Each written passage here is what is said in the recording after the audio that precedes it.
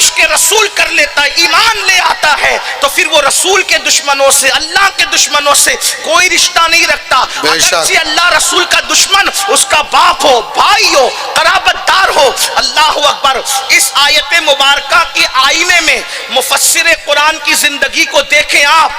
ہم نے سنا ہے، میں نام تو نہیں لوں گا، مفسر قرآن کے بڑے قریب کے رشتہ دار، اللہ اکبر، قریب کے علاقے میں بھی رہتے ہیں، یو پی میں رہتے تھے، ابھی نہیں پتا، ہم نے جو سنا ہے، اس لیے کہ میں کوئی بات ایسی کر کے نہیں جانا چاہتا کہ میں اپنے بھائی جان کو مشکل میں ڈال دوں، لیکن انتہائی قریب کے رشتہ دار، اللہ اکبر، حضور مفسر قرآن سے ملنے کے لیے آتے ہیں، اور مفسر قرآن نماز کے لیے جاتے ہیں، اللہ اکبر، وہ آ رہے ہیں، اس وقت وہ مالدار بھی ہے، اور یہاں غربت کا ماحول ہے، غربت تو انسان سے کیا نہیں کرواتی ہے۔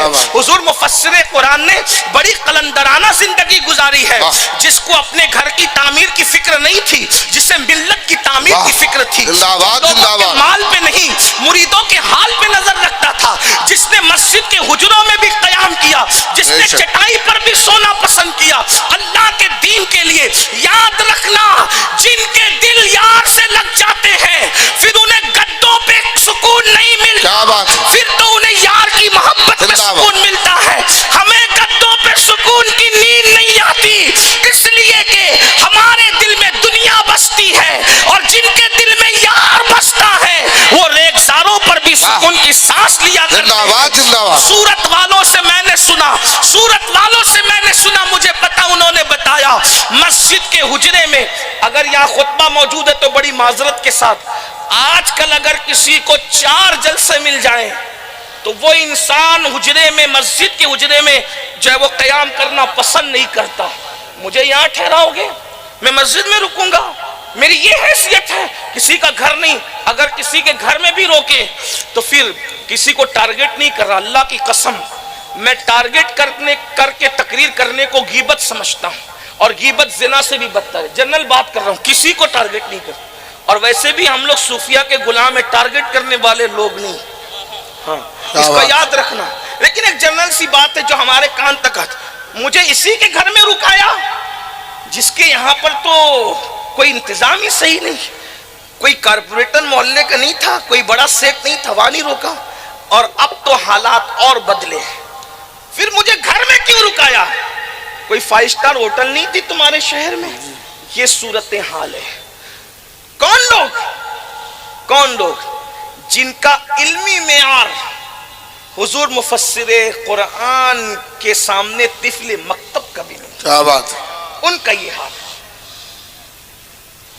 جن کے نسب کا کوئی ٹھکانہ بھی نہیں، کوئی گالی نہیں دے رہا، لیکن یہ مخدوم جہانیہ جہاں گشت کا بیٹا، واہ، بخاری سید، امام حسین کی اولاد میں سے، نسب اتنا اعلیٰ، علم یہ کہ مفسر قرآن۔ مفسر قرآن کا مطلب کیا ہے؟ علامہ مفتی احمد یار خان نعیمی رحمت اللہ علیہ لکھتے ہیں، مفسر قرآن بننے کے لیے کم سے کم 54 علوم پر مہارت رکھنا ضروری ہے۔ کیا بات، اگر آپ کسی کو مفسر قرآن کہتے ہیں تو اس کا مطلب آپ اس کا علمی قد متعین کرتے ہیں، آپ اس کا علمی، میں اپنی طرف سے کوئی بات نہیں کہہ رہا ہوں، اور نہ میں کوئی بہت مشکل کتاب کی بات کر رہا ہوں، آپ کم سے کم جو ہے وہ تفسیر نعیمی کو اٹھا کر کے اس کا مقدمہ پڑھ لیں تو آپ کو پتا چلے گا کہ مفسر قرآن کسے کہتے ہیں۔ اس کی وجہ یہ ہے کہ اگر آپ کے پاس اتنے علوم نہیں ہوں گے تو آپ قرآن کے حروف کا معنی کیا متعین کریں گے؟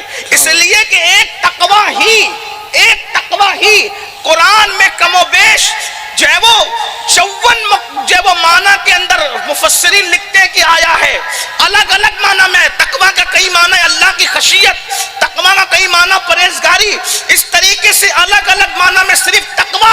تو جو لوگ ترجمہ کرتے ہوئے ٹھوکر کھاتے اس کی وجہ یہ ہے کہ سعودی سے ریٹرن آ کر کے وہ ترجمہ کرنے لگتے ہیں، اس لیے ٹھوکر کھاتے ہیں۔ اگر علمی گہرائی ہو تو انسان ٹھوکر نہ کھائے، اس لیے کہ چلے ایک بات آپ سے کہہ دیتا ہوں، وہ تو عربی ہے، اور عربی کا دامن تو بڑا وسیع ہے، زبانیں زبانوں سے چوری کر کے بنتی ہے، عربی کے اندر یہ بات نہیں، عربی میں یہ بات نہیں ہے کہ اس کے اندر کوئی چیز چوری کر کے ڈالی گئی ہو۔ اردو میں ہے، انگلش میں تو بہت زیادہ ہے، اور زبانوں میں بھی ہے۔ چلے اردو ہی کو لے لیں جو فارسی اور عربی کی کوکھ سے جنم لیتی ہے. پیدا ہوئی کہاں؟ دلی میں. کہاں؟ امیر خسرو کے گھر. جوان ہوئی لکھنؤ میں، اور جب جوان ہو گئی تو پھر پورے ہندوستان میں پھیل گئی، اور آج پورے شباب پر ہے. لوگ کہتے ہیں اردو مٹا دیں گے. ہم نے کہا شوق سے مٹاؤ، شوق سے مٹاؤ. تو کہا کیوں اتنی بے فکری ہے؟ ہم نے کہا ہم سے زیادہ اردو پہ تم پہرا دے رہے ہو. کہا وہ کیسے؟ میں نے کہا فلمیں ہندی میں بناتے ہو، گانے اردو میں گاتے ہو. کیا بات؟ اس کی وجہ یہ ہے کہ آپ کو پتا ہے اردو کے بغیر لذت لا نہیں سکتے. اور خاص بات مسلمانوں تمہیں پتا ہونا چاہیے، خسرو کی بنائی ہوئی اردو کو مٹایا نہیں جا سکتا، تو غریب نواز کے بسائے ہوئے کو کیسے ختم کیا؟ زندہ باد زندہ باد. صوفیہ کی زبان ہے. امیر خسرو، سرکار بندہ نواز، گیسو دراز، مخدوم اشرف، جہانگیر سمنانی، ان لوگوں نے اردو کو سہارا دیا ہے. اردو زبان مٹے گی نہیں، میں بہت بے فکر ہوں، لیکن آپ سے ضرور کہتا ہوں بچوں کو انگلش میڈیم میں پڑھائیے، مگر گھر پہ اردو ضرور پڑھائیے. اس لیے کہ ہندوستان میں 80% سرمایہ دین کا اردو زبان کے اندر موجود ہے. اس لیے ہمارے بچوں کو اردو آنا چاہیے، اور اچھی اردو آنا چاہیے. اللہ اکبر. اس لیے کہ اردو کا دامن بڑا وسیع ہے. تو بات دور جاتی ہے. میں عرض کیا کر رہا تھا؟ تقوی کی بات عرض کر رہا تھا، پرہیزگاری کی بات عرض کر رہا تھا مفسر قرآن کے حوالے سے کہ لفظ تقوی کم و بیش 54 معنی کے اندر آیا ہے. یہ تو عربی ہے، چلے اردو ہی کو لے لے. اردو میں، اردو زبان میں خالی، خالی کئی معنی میں آتا ہے. امام کا ایک شعر بطور مثال پیش کرتا ہوں. آپ کہتے ہیں کہ مالک کونین ہے گو پاس کچھ رکھتے نہیں. مالک کونین ہے گو پاس کچھ رکھتے نہیں، دو جہاں کی نعمتیں ہیں ان کے خالی ہاتھ. زندہ باد زندہ باد. خالی ہاتھ. اب یہاں کچھ لوگ یہ کہتے ہیں کہ حضور دونوں جہان کی نعمتیں رکھتے ہیں مگر ان کے ہاتھ خالی، اپنے خالی ہاتھوں میں وہ نعمتیں رکھتے ہیں. لیکن اہل عشق یہ کہتے ہیں کہ وہ بھی صحیح ہے، اس کا انکار نہیں. خالی کا ایک مطلب کیا ہوتا ہے؟ خالی مطلب جس میں کچھ نہ ہو، کچھ نہیں ہو، اس کو بھی خالی کہتے ہیں. جیسے یہ بوتل خالی پڑی ہے، مطلب اس کے اندر کچھ نہیں ہے. اور ایک خالی کا مطلب صرف، اونلی. ایک خالی کا مطلب صرف، اونلی. مطلب کیا؟ ارے میں تو عرس ربانی میں گیا تھا، وہاں خالی علماء اہل سنت تھے. زندہ باد زندہ باد. خالی کیا بات؟ صرف. وہاں خالی ربانیوں کا مجمع تھا، مطلب کوئی اور نہیں تھا. ارے وہاں خالی محبت ہی دی جا رہی تھی. کیا بات؟ صرف محبت ہی دی جا رہی تھی. اب خالی کا مطلب کیا ہوا؟ مالک کونین ہے، وہ پاس کچھ رکھتے نہیں، دو جہاں کی نعمتیں ہیں ان کے خالی، ان کے صرف. دو جہاں کی نعمت کسی کے ہاتھ میں نہیں دی گئی، اگر کسی کو دی گئی ہے تو وہ صرف اور صرف محمد رسول اللہ. زندہ باد زندہ باد. نعرہ تکبیر، نعرہ رسالت، علماء اہل سنت، حضور مفسر قرآن. اب بتائیں جب اردو کے خالی میں اتنا بھراپن ہے، کیا بات؟ کیا بات؟ جب اردو کے خالی میں اتنا بھراپن ہے تو عربی زبان کی وسعتوں کا عالم کیا ہو؟ کیا بات؟ اسی لیے ہر چھٹ بھیا مفسر نہیں ہو سکتا. مفسر وہ ہوا کرتا ہے جو کم سے کم 54 علوم پہ دسترس رکھتا ہے. اگر آپ ان کو مفسر قرآن کہتے اور مانتے ہیں تو ان کا علمی قد متعین کرتے ہیں. لیکن ایسی علمی ہستی جنرل ڈبوں میں سفر کر کے باندہ سے، کانپور سے سورت پہنچے. اندازہ فرمائیں ان کے شروع کے دن کیا تھے. میں ان بوڑھوں سے ملا ہوں، ان احباب سے میری ملاقات ہے سورت میں، جنہوں نے بتایا رکشہ میں بھی جا رہے ہیں، جنرل ڈبوں میں سفر کر رہے ہیں، مسجد کے اجرے میں آرام کر رہے ہیں. بلکہ میں سمجھتا ہوں کہ آخری تک جو ہے مسجد کے حجروں میں قیام ہوا چند سال پہلے، پھر جو ہے وہ قیام گاہ بدلی، ورنہ مسجد میں قیام ہوتا تھا. اور مسجد میں آج کل قیام کرنے میں لوگوں کو شرم آتی کہ انتظامات اچھے نہیں ہوتے. لیکن میں آپ سے کہتا ہوں یہ صوفیاء کی سنت ہے. واہ. یہ ولیوں کا طریقہ ہے مسجد میں قیام. مسجد میں پڑے رہنا نہیں، مسجد میں پڑے رہنا الگ چیز ہے، مسجد میں قیام کرنے کی بات کریں، اس لیے کہ قیام مسجد میں پڑے رہنا عبادت نہیں ہے، مسجد میں کھڑے رہنا عبادت ہے، کیونکہ قرآن کہتا ہے قوموا للہ قانتین، ادب کے ساتھ اللہ کے دربار میں کھڑے ہو جاؤ، مسجد پڑے رہنے کی جگہ نہیں، مگر جو مسافر ہو، جو معتکف ہو، اس کے لیے مسجد بہتر جگہ ہے۔ اور وہ حجرے میں رہتے تھے، کیوں؟ اس لیے کہ باجماعت نماز ادا کر سکے۔ اللہ اکبر، وہ اتنا بڑا عاشق رسول، اور ان کی خاص بات تھی وہ غریبوں کے یہاں بھی جاتے تھے اور وہ امیروں کے یہاں بھی جاتے تھے۔ آج یہ چیز ناپید ہو رہی ہے، پھر کہتا ہوں کسی کو ٹارگٹ کر کے نہیں، اس کی محفل میں اپنی بات کر رہا ہوں، بات بات پہ میں اب قسم نہیں کھاؤں گا، لیکن اب جس کو شک کرنا وہ کرے، لیکن میں بات پھر کہہ رہا ہوں ٹارگٹ کر کے نہیں۔ آج کل یہ بات ناپید ہے، اگر مرید مالدار ہے تو باندہ سے خیریت کا فون طبیعت پوچھنے کے لیے بھی جاتا ہے، نارمل سی بات کر رہا ہوں، اور اگر مرید غریب ہے تو اس کی میت میں بھی شرکت کی توفیق نہیں ہے۔ یہ حالات ہے کیونکہ ہم نے بانٹ دیا امیر اور غریبوں کے۔ مفسر قرآن اس سے بہت اوپر تھے، ان کے یہاں امیر اور غریب کی تفریق نہیں تھی، ان کے یہاں صرف انسان اور انسان کی قدر تھی۔ ان کی محفل اللہ کے رسول کی محفل کی زندہ سنت کو ادا کرتی تھی۔ حضور کی محفل میں جہاں قریب میں ابو ہریرہ جیسا غریب بیٹھتا تھا، بلال حبشی جیسا غریب بیٹھتا تھا، سلمان فارسی جیسا غریب بیٹھتا تھا، وہیں پر عثمان غنی جیسا مالدار بھی بیٹھتا تھا۔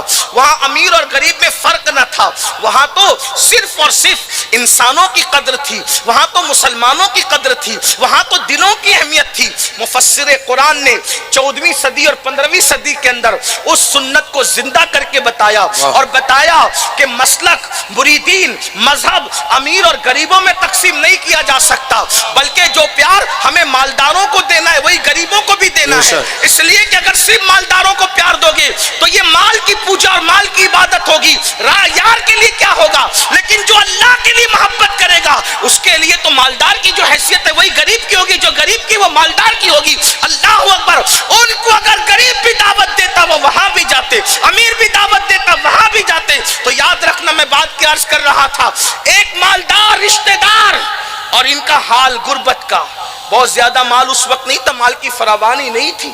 اللہ اکبر، اس وقت وہ آ رہے ہیں، یہ جا رہے ہیں مسجد، آنے والا رشتہ دار بھی ہے، مالدار بھی ہے۔ آپ نے اپنی زوجہ محترمہ سے فرمایا ان سے کہہ دے کہ میں نماز کے لیے جا رہا ہوں، اور ان کی آمد پر میں نماز کے لیے رک نہیں سکتا، نماز سے رک نہیں سکتا، نماز سے اپنے آپ کو نہیں روک سکتا۔ ان سے کہہ دو کہ وہ انتظار کرے۔ وہ آئے بھی، آ کر چلے بھی گئے، لیکن آپ نے ملاقات کو گوارا نہ کیا۔ کیوں؟ اس لیے کہ ان کے بارے میں یہ بات تھی کہ وہ بد مذہب ہے۔ اتنا قریبی تعلق والا اگر بد مذہب ہے، حضور مفسر قرآن نے اس سے ملاقات کو گوارا نہیں کیا۔ اور سورت کی زمین تو بدبودار سی زمین تھی، سورت کا نقشہ ہی بدلا ہوا تھا۔ اللہ اکبر، وہاں پہنچ کر کے عشق مصطفیٰ کے جو گل بوٹے لگائے ہیں وہ مفسر قرآن کا انداز ہے۔ اور پھر صرف خود ہی تقریریں نہیں کی بلکہ لوگوں کی زندگی کو بدلا، زندگیوں میں انقلاب پیدا کیا۔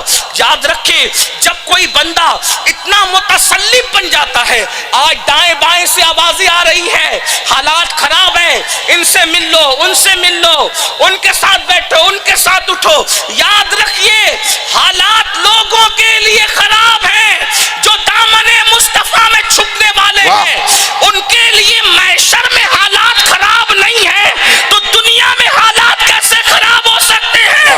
اللہ اکبر، استاد زمن کہتے ہیں ڈھونڈا ہی کرے صدر قیامت کے سپاہی، وہ کس کو ملے جو تیرے دامن میں چھپا ہو۔ ان کے دامن میں چھپنے والا جب فرشتوں کو نہیں مل سکتا تو دنیا کے دشمنوں کو کیسے مل سکتا؟ کیا بات، زندہ باد، زندہ باد۔ اس لیے ہمیں اپنے حالات کو بدلنا، ہم حالات بدلیں، اپنے آپ کو نہ بدلیں۔ حالات بدلیں گے، ضرور بدلیں گے، اپنے اندر تسلط پیدا کرو۔ اللہ اکبر، مفسر قرآن نے یہی کیا۔ اللہ اکبر، سورت کی سرزمین پر پہنچے اور مختصر محفلوں میں خطاب، ادھر خطاب، مولود کی محفل میں خطاب، اور لوگوں میں شعور بیدار کیا سنی اور غیر سنی کا۔ جب کوئی سنی اور غیر سنی کا شعور بیدار کرتا ہے. میں یہاں پر ایک ذوق کی بات کرتا ہوں. اندازہ فرمائیں اگر چند نوجوان، توجہ کرنا میں تقابل نہیں کر رہا ہوں، صرف مثال دے رہا ہوں، اگر چند جوان اپنا ایمان بچانے کے لیے کسی غار میں جا کر سو جائیں، اگر چند جوان اپنا ایمان بچانے کے لیے کسی غار میں سو جائے تو اللہ کیا مقام عطا کرتا ہے. اور جو جوانی سے لے کر بڑھاپے تک اللہ کے بندوں کا ایمان بچانے کے لیے اتنا لمبا لمبا سفر کرتا ہو، خدا اس کو کیا مقام عطا. سبحان اللہ، سبحان زندہ باد زندہ باد. مفسر قرآن کے حوالے سے ہم یہ کہتے ہیں کہ مفسر قرآن حاضری والی شخصیت نہیں تھی، مفسر قرآن حضوری والی شخصیت. کچھ لوگ حاضری والے ہوتے ہیں، کچھ لوگ حضوری والے ہوتے ہیں. اس میں فرق کیا ہے؟ دیکھو لوگ حاضری والے تھے، اویس قرنی حضوری والے تھے. اندازہ فرمائے فرق کیا ہے حاضری اور حضوری میں. جو حاضری والا ہوتا ہے وہ آتا بھی ہے اور جاتا بھی ہے، اور جو حضوری والا ہوتا ہے اس کا تو بستر یار کے دروازے پہ لگا ہوتا ہے. وہ جب تڑپ جاتا ہے تو یار کی آستین اس کے آنسوؤں کو خشک کرتی ہے. جب وہ بے چین ہو جاتا ہے تو یار کا ہاتھ اس کے سینے پہ تسلی کو دھرا رہتا ہے. اور اللہ اکبر جب وہ دنیا سے جانے لگتا ہے تو یار سرحانے اس کی تسلی کے لیے آ جایا. سبحان اللہ.